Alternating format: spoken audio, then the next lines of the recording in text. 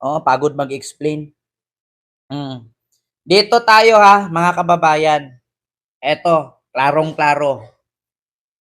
Spokesperson ng ICC nagsalita na kung may jurisdiction ba ang ICC para hulihin at ikulong si Digong at kung makakauwi ba daw si Digong. Ito ngayon ang pakinggan ninyo. Si Dr. Fadi El Abdallah. Siya po mismo nagsasalita. Dr. Fadi Abdallah. Pakinggan nyo po. Mga kababayan, pakinggan ninyo ha. Spokesperson yan ng ICC, si Dr. Fadi Abdallah. Kasi marami pinakalat ngayon ng mga DDS, makakauwi na daw si Digong eh. Okay na, makakauwi na si Fentanyl ninyo. Oo, magilit ka na ng leg, handa mo na leeg mo. Pakinggan ninyo ang tagapagsalita ng ICC. Eto.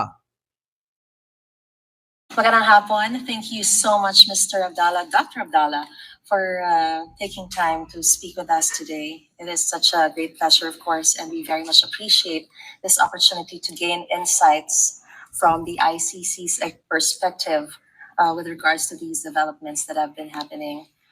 You are very much welcome and welcome at the ICC headquarters here in The Hague. Thank you. So let's begin, Dr. Abdallah. For our first question, former President Duterte's camp claims he was illegally arrested in the Philippines and brought to the ICC in the Netherlands, which they argue has no jurisdiction over the Philippines since we have already withdrawn from the Rome Statute. What is the ICC's response to this? I think that there are two different questions here. One is the issue of the arrests, and if there are requests regarding the lawfulness of the arrest itself, it can be presented to the judges who will decide on it. Second question is the question of jurisdiction of the ICC over crimes allegedly committed in Philippines before its withdrawal from the Rome Statute. And that's something on which the ICC has already been clear, whether it's in regard to... Narinig nyo?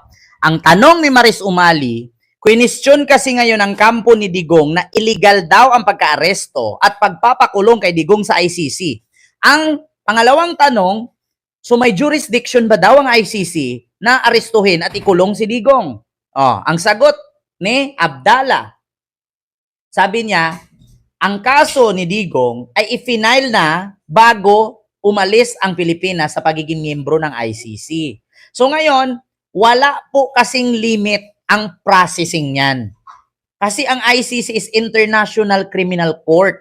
Walang expiration. So ngayon, kahit tinanggal na ng Pilipinas ang pagiging miyembro ng Pilipinas sa ICC, tuloy-tuloy pa rin kaso iyon. Mismo spokesperson na yan pakinggan ninyo ulit. Regard to Philippines or Burundi, which is another state that also withdrew from the ICC Rome Statute. So the court's jurisprudence has already indicated that the ICC retains jurisdiction even after the withdrawal of a state, but only for the crimes that are alleged were committed during the period when the state was a state party. Sabi ng spokesperson ng ICC, yun daw, i-final na kaso kay Digong ay kung saan miyembro pa tayo ng ICC. Kasali pa tayo. Pero nung pag-withdraw daw ng Pilipinas sa ICC, pang-alis ng Pilipinas bilang miyembro ng ICC ay hanggang doon na lang daw ang iniimbestigahan, hindi na itinuloy kasi hindi na miyembro ang Pilipinas sa ICC. Ngayon, mula nung miyembro ang Pilipinas sa ICC ay tuloy-tuloy na investigasyon yon mula 2017 hanggang 2018. Sa madaling salita, hindi makakauwi si Digong. Kasi unat sa poll, wala pang September. Ang first trial kasi nila ay September. Ngayon, pagdating September, mga kababayan, hindi manalo si Digong sa unang trial sa September, mananatili pa rin siya. So, almost 3 years daw ang tagal niyan according kay Attorney Conte, according sa aking napapanood.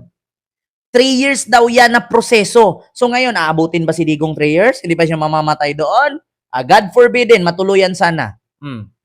So, for the Philippines, I think from 2011, 2012 until 2019. This Oh. is the period in which Philippines was a state party. So crimes allegedly committed during this period in Philippines were under the ICC jurisdiction and remain under the ICC jurisdiction. A withdrawal does not affect these obligations and this jurisdiction of the ICC. Oh, yung withdrawal daw ng Pilipinas pagiging miyembro sa ICC ay do not affect. So, hindi naapektuhan ang pag-withdraw ng Philippines pagiging miyembro sa ICC kasi tuloy-tuloy pa rin yung investigasyon at proseso sa mga ginawa ni Digong na ako, pumatay, marami. Oh, either illegal or not illegal, akin yan. Yeah? My God, mga kababayan. Di ba? Ako, pumatay, marami. 6 or 7. Every drug den, ako mismo, pumatay, mga pulis. May nadamay 2 civilian nagloloto. Putang ina. Ito, tuloy. It only affects the future. So after the withdrawal become effective, if new crimes are committed, then they will not fall under the ICC jurisdiction. But the jurisdiction was already there during the period when the Philippines were a state party, or Burundi, which is the other example. And then the exercise of the jurisdiction can be after the withdrawal. There is no problem in that. But the application of the law on international treaties means that this jurisdiction was already existing, and thus the ICC can retain it. After the arrest of the former President Duterte, was it necessary for the Interpol and the Philippine authorities to bring Duterte first to a local court in the Philippines before bringing him here in The Hague? Well, this is a matter that depends on each state internal laws. So, in general theory, there is a process when a person is arrested in a certain country before he is surrendered to the ICC. But these processes can be very different from one state to another. And I'm no expert in the Philippines laws. So this is a matter of internal law, its withdrawal. Oh, narinig nyo? Oh, kailangan ba daw idaan muna sa local court dito sa Pilipinas si Digong bago isurrender sa ICC? Ang sabi ng tagapagsalita ng ICC, hindi ako expert sa Philippine law. Pero dito, international law kasi ito. Ngayon, kung nahatulan na siya ng guilty sa crimes against humanity, hindi na kailangan idaan sa local law sa ating bansa. Bakit? Hindi naman tayo miyembro ng ICC. Bakit kailangan pang idaan pa sa ating batas? Hindi naman i-final ni Trillanes at ng biktima ng EJK sa Pilipinas ang kaso. Doon i-final sa ICC. So, hindi na kailangan na dito husayin sa Pilipinas kasi sa ICC naman si Trillanes nag-file. Oh, alam nyo na. Oh, sa ICC po i-final ni Trillanes. Mismo nga yung abogado ni Digong na representative nando, nagulat daw siya. Kasi kung itanong ninyo, jurisdiction, ang ICC, kung meron bang jurisdiction sa paghuli at pag-aresto kay Digong at mapapauwi ba siya? Kasi kailangan litisin muna sa Pilipinas bago siya isurrender. Hindi daw mangyayaring ganon. Bakit? Kasi matalino si Trillanes. Hindi niya sa Pilipinas i-file. Bakit? Kasi kung sa Pilipinas i-file yan, magiging Bong Revilla lang yan, Jinggoy Estrada at Enrile na kasong PIDAP na kalaya rin. Magiging Gloria Arroyo lang yan, nakulong pero malayang nagagala. Ngayon, doon i-final ni Trillanes sa ICC, pag nakulong, walang hospital arrest, walang house arrest, kulong talaga. Matalino kasi si Trillanes. Yun ang totoo. Anong sabi nito ni Abdallah? Wala na daw na time na i-process pa sa local court. Kasi hindi naman sa Pilipinas i-final at higit sa lahat ang Pilipinas ay hindi na miyembro sa ICC. At i-final ni Trillanes doon mismo sa Netherlands. So, saan yung sinasabi ninyong jurisdiction? Hindi naman si Trillanes nag-file sa Philippines. Sa Netherlands nag-file. Kaya kung magtanong kayo ng jurisdiction ng ICC, meron talaga. Bakit? Sa kanila i-final eh. Hindi naman sa Philippines i-final. Mismo doon si Trillanes nag-complain. Ngayon, makakauwi ba si Digong? Hindi. Di ba? Hindi makakauwi si Digong. Bakit? Hindi sa Pilipinas i-final ni Trillanes. Sa ICC mismo. Ngayon magtatanong kayo ng jurisdiction ng ICC kung may karapatan ba ang ICC na hulihin si Digong? Yes. Bakit? Ang complainant doon nag-file sa ICC, hindi sa Philippines. Si Trillanes, tanungin ninyo kung bakit doon nag-file. Doon siya nag-file kasi mangyayari niyan, makalaya rin. Bakit? Kasi lahat naman ng kasi ng hustisya dito sa Pilipinas, kapag may pera ka, pwede kang ikulong pero naka-house arrest. Pwede kang ikulong pero naka-hospital arrest. Nakita nyo naman si Gloria Arroyo. Nung kinasuhan ng plunder, naka-bracket ang leeg. Nung pinardo ni Digong, nung nag-presidente si Digong, tinanggal ang bracket, straight na maglakad. Diba? Klarong-klaro, di ba? Mga DDS, naintindihan nyo? Kung makauwi man si Digong, pantay ang paa or else nakagarapon.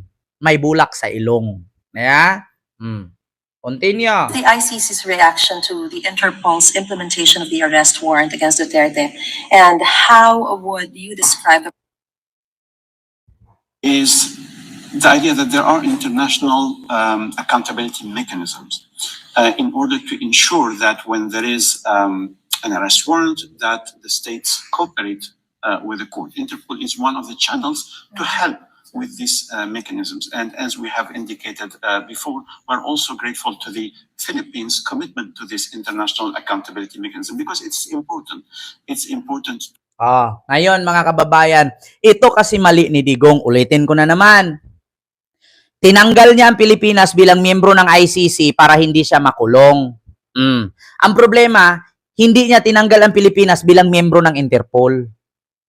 Ngayon, kung tinanggal niya ang Pilipinas pagiging miyembro ng Interpol at tinanggal niya ang Pilipinas pagiging miyembro ng ICC, yun ang totoo na walang jurisdiction ang ICC at Interpol na hulihin siya. Ang problema lang, tinanggal niya ang ICC pero ang Interpol hindi. Alam naman natin na sa buong mundo, Interpol ang may karapatan ng manghuli ng mga kriminal na hindi kayang sugpuin sa ating bansa. Yun sana ang ginawa. Kung tinanggal niya ang Pilipinas sa ICC, dapat tinanggal niya rin ang Pilipinas sa Interpol. Hindi. Anong nangyari? Di nahuli siya. Kasi bobo. Yun lang. Nagsalita na ha. Nagsalita na. Si Abdallah. Ang spokesperson ng ICC. Yan ang masakit eh. Tinanggal ang Pilipinas sa ICC para hindi siya mahuli. Ang problema, hindi niya tinanggal ang Pilipinas pagiging miyembro ng Interpol na alam naman niya ang ICC walang karapatan manghuli. Ang may karapatan manghuli ay ang Interpol. Di ngayon, wrong moves.